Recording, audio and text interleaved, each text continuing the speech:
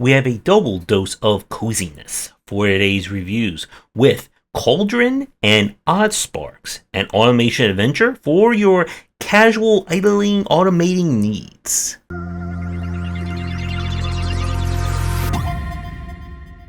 In Cauldron, we play as a young witch named Nyx, and with her friend who's a ghost slime.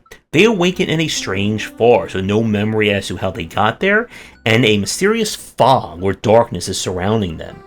In order to get out, save everyone, and uncover the mystery, we are going to have to pick a lot of apples, mine a lot of rocks, and fish a lot of fish.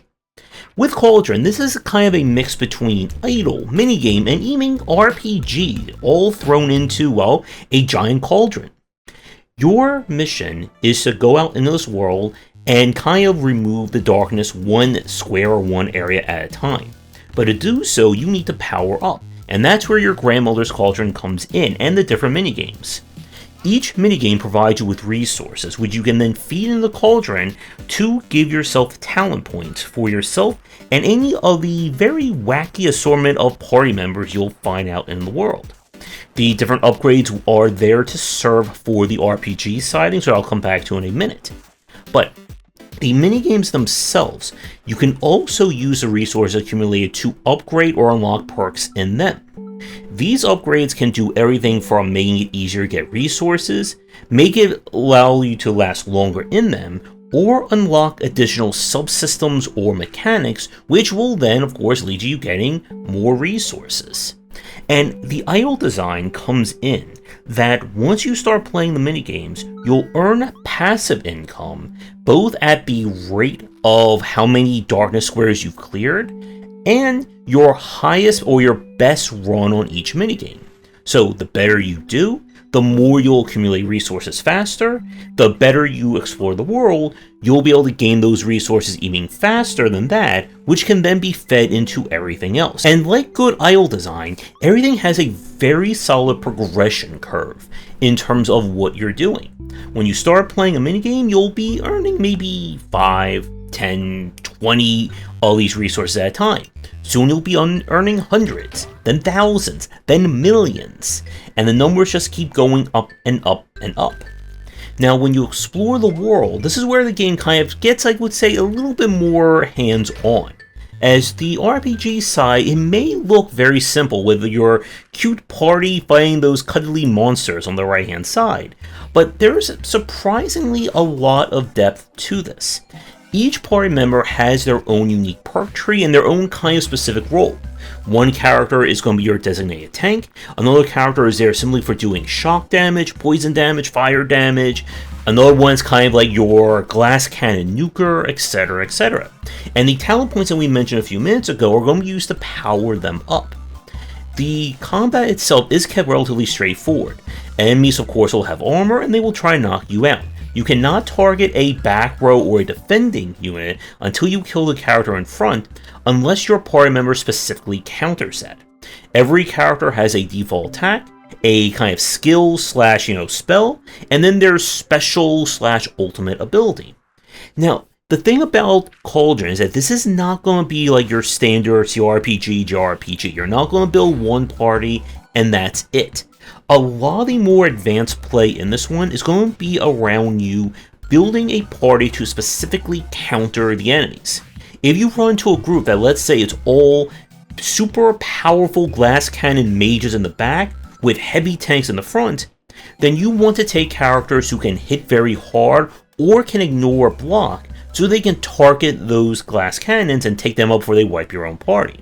If you're dealing with an enemy that likes to do a lot of status effects, you want to bring someone who can, well, clear those status effects. And despite the relatively small beginnings of Cauldron, things can get very escalated fast, still kept within the low stakes. There is no penalty for failure in any way, shape, or form here. And for a lot of the combat, at least in the base game, you can actually bribe the enemies using your accumulated gems, fish, and apples to bypass combat if you so choose. So if you get really good at the different minigames, you don't even need to interact with the combat for the most part. and this is a very solid loop in terms of progression. I love the escalation of this game, and once you think you've beaten the game, oh no, there's more. As the world expands out, more mini-games are introduced. There's even challenges or little bonus stuff on the world map itself. Beating the game will also unlock additional features within the mini-games, and like an idle game, you can restart the game with a special modifier to add more challenge and rewards on top of it. This is just a very well-designed game, and not only is it a very solid, cozy, or casual title, but it does an amazing work of the idle and progression mechanics on top of that. If I had any issues with this one, like with most idle games, it can start out a little bit on the slower side. A lot of that comes from just how slow you are at each minigame when you get them for the first time. So it really pays to unlock anything that either speeds you up, grants you more time, or lets you get more resources faster so you can start snowballing. From the RPG point of view, it can be a little tricky when you get to some of the more advanced encounters in terms of figuring out how you're supposed to deal with them given the party that you have. But there's always a route you can go, another upgrade you can earn, or another area you can revisit or visit in order to get more power.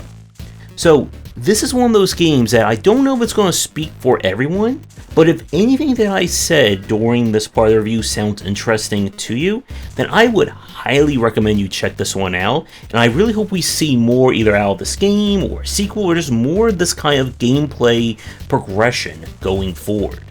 We now go to a different kind of casual game with Oddsparks and Automation Adventure. In this one, when a meteor crashes into our village, we discover these cute little creatures called sparks, as well as a warning that something bad is going to happen unless we solve a strange mystery. And to do that, we are going to apparently have to craft a whole lot of objects and set up a lot of automation production lines to do so. I guess the simplest way to describe this one would be take an automation game like a Factorio or a Dyson Sphere and kind of mix it with Pikmin while keeping everything very low stakes. The different sparks have various roles. They can be assigned to any task, but their role will kind of give you an idea of what they're best suited for. If you have one that's better at crafting or working production structures, you put them there. Something that's good at running or carrying resources, you go there and you get the picture. The gameplay here is that your village acts as your hub/progression. Each one of the villagers is going to task you to do something. This could be gather lots of resources, produce something, or get enough sparks to fulfill their requirements.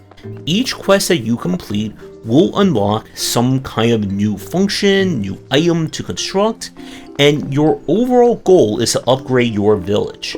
At each village upgrade, you kind of move up in the tier, or the kind of complexity tier, if you're familiar with that of a Factorio and some of the other games. Each new tier will unlock, again, new resources, new items that you can build, which will then let you explore more in the world, and we rinse and repeat.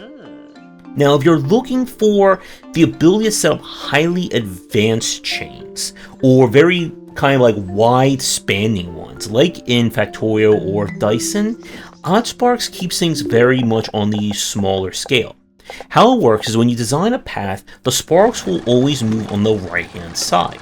So you want, of course, set up the different resource gatherers, refiners, and storage accordingly.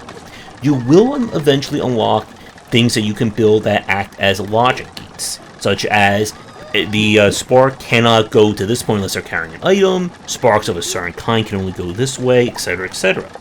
It reminds me a little bit of that game I think we tried, a trio, from a long time ago, in that you're kind of dealing with like the nature of these creatures that are going to be your automation, rather than just like the instant automation of some of the other kind of games that we've played.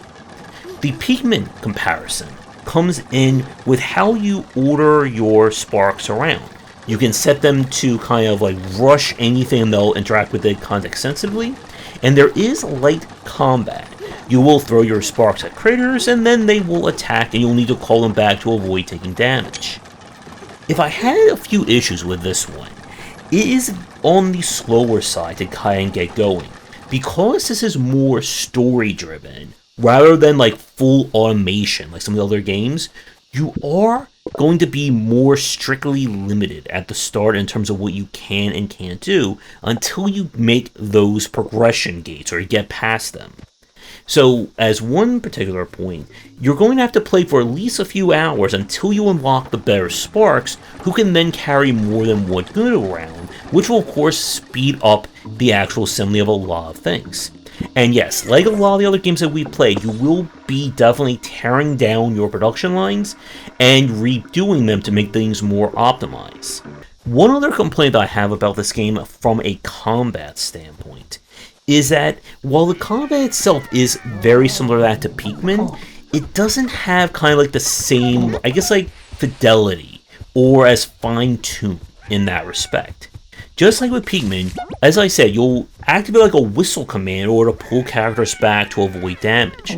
But the game does that thing where when you issue a command, your sparks become momentarily unresponsive for like about a second.